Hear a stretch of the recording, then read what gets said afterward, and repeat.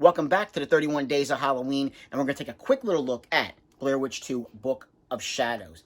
Before we get started, look at this. A DVD-CD combo. Again, this film's never been put out on Blu-ray, but this is a combo where you have one side of the movie, flip it over, and the other side is the soundtrack for the film. Not to mention also that there's actually a little booklet that comes with this. Look at that. How cool is that? Talking about the film. Pretty neat. I forgot, back in the day, some of these earlier DVD releases actually gave you a little bit more than just the film. They actually put little booklets in there, too. So that's always pretty cool. Now, I'm going to read the back here, give you a little bit of an idea real quick of what this is about. After spending a night in the Black Hills of Burkittsville, Maryland, 4 young fans of the original Blair Witch movie descend into a nightmare realm of murder, madness, and perception-bending supernatural horror in this eagerly anticipated sequel to the most successful independent film of all time. Yeah, Blair Witch was a phenomenon when it came out, the Blair Witch Project, not knowing it was real, whether it was fake. Now, this film obviously is different. We don't have the found footage, set up within this film. But basically, you have this gentleman, our main lead actor. He's leading he has a tour basically in this van, taking 4 people out, showing them the location where everything was found. Where the footage was originally found for supposedly that made the Blair Witch Project. This guy's also selling products. Getting some twigs, making the old Blair Witch symbol. He's trying to make a buck. Can't blame the guy. He's trying to make a living. Hey, but this film, things take a turn for the worse. Because you have people who are coming out, tourists who are coming out. They're basically, this is almost like people who have seen the Blair Witch Project. I mean, this is a sequel, but they're making it like people have seen the film, and now they're going out to that location to see where it was made. Is it real? Is it fake? So it's not filmed, like I said, not filmed in that found footage style. But things definitely do not go right. Upon, spending a night in the woods, things, they wake up to, camera equipment being broken, papers that were ripped up, because there's a couple that is involved, this man and the woman, and, they're writing things down, basically trying to, make a book almost about what, everything that their experience about going there. And all their pages, everything is just torn up all over the place. And time is missing. About 4 to 5 hours, they cannot account for, what happened during that time. And, the tapes are still there. Their camera equipment is broken.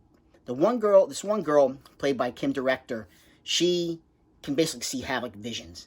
And she sees, where the tapes are hidden. The tapes are still there. So all the camera equipment, everything else is destroyed. But the tapes are still there. So our main lead actor takes them back to his place where he lives, and they're basically just going through the footage. And things just spiral out of control from there. Upon checking out the footage, things they cannot explain, why did this happen? And of course, towards that, at the end of the film, not everything is what it seems. Their perception of reality, of what happened to them, is not really the things that happened. When they were blacked out, basically, during this 4 to 5 hours that they can't account for. So, interesting film.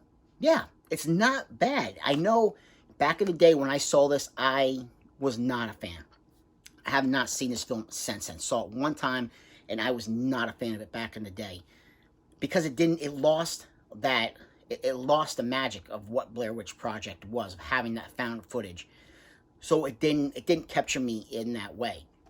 But upon watching it again, because I figured, I had to have this. I had the Blair Witch Project, I had Blair Witch, which is basically a follow-up to, a direct sequel to the first film, ignoring this one. But it's not bad. The first 5 minutes are just weird. I was not a fan. Right off the bat, I was like, no. I'm like, this is going to be horrible. But when it got into the actual story and the things going on, them going out, I know people say, this is not a coherent film. This is just all over the place. But it's not bad. Is it a great film? No, I wouldn't say it's a great film. But it's still not a bad film. And as far as being, not incoherent with this film, no, I would say they're definitely, I don't think they're right on that aspect. I think there's a story and a decent little horror story within this film. About, this witch has obviously poisoned the minds of everybody who's involved going on this, this tour. And things, murders have happened that, who's to blame? What, and like I said, there's twists and turns, things that they don't think that they are responsible for. Well, maybe they are responsible, and you'll find out later on in the film, especially at the end. But Blair Witch Blair Witch 2, Book of Shadows is definitely worth checking out. Like I said, the DVD, I'm not sure with this combo. I think I got this on Amazon like maybe about a month or so ago. It was like only like $10. Not bad. It's really not bad. It's absolutely worth $10. And the soundtrack, considering when this came out, I mean, the DVD has a 2000, I believe it came out around 2000. But the soundtrack's pretty good. If you're, into like rock and, metal and stuff like that, it has a really good soundtrack for that era, for that time when this film came out.